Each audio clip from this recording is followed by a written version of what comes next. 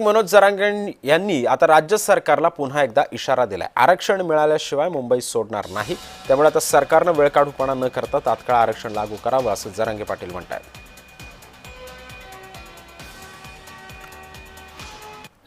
दोन वर्ष सरकारला दिलाय, त्यामुळे मी देवेंद्र फडणवीसने मला इथं गोळ्या जरी घातल्या तरी मी उठत नसतो। थोड्या मागणीची अंमलबजावणी झाल्याशिवाय मी मुंबई सोडत नाही। निवेदन दिलेलं आणि 4 महिने झालं सरकारला, मग त्याला तो दखल घेत नाही निवेदनाची। मग सरकारला बेकायदा का म्हणत नाही तो याचे करता सरकार बेकायदा आहे म्हणून मुख्यमंत्र्याला फोन करून सांगितलं मुंबईला आम्हाला यायचं नाही 4 महिन्यापूर्वी।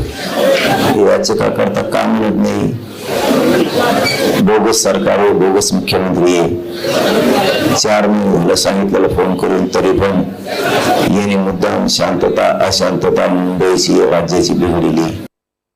माझ्या जर एकाही पोराला जर लागलं तर पुन्हा महाराष्ट्र कधी सुरू होणार नाही।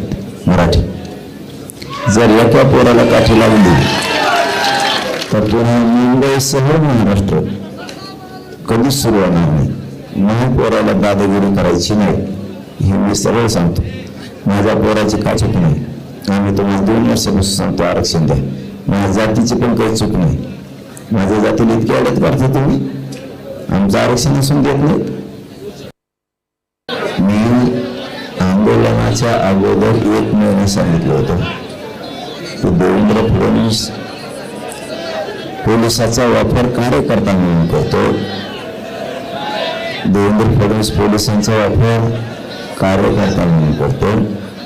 त्यांचे काही लोक आमच्यात घालून तेच हुलडबाजी करणार आणि आमच्या आंदोलकावर घालणार, ते आमचे कार्यकर्ते नाही आहेत, त्याला जबाबदार देवेंद्र फडणवीस असणारे। हैदराबाद गॅजेट लावण्याची सरकारची तयारी सुरू झाली तर आनंदाची गोष्ट आहे, आम्ही त्यांचं कौतुक करू। पण मला 17 संस्थान पण पाहिजे, आपण बोलू नये, आपण अर्धवट का नसतं आपलं।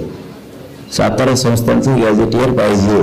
पश्चिम महाराष्ट्र माझा पुरा बसतो, मराठवाडा पण आहे, मला 17 संस्थान पण पाहिजे, केसेस पण पूर्ण मागं पाहिजे सरसकट।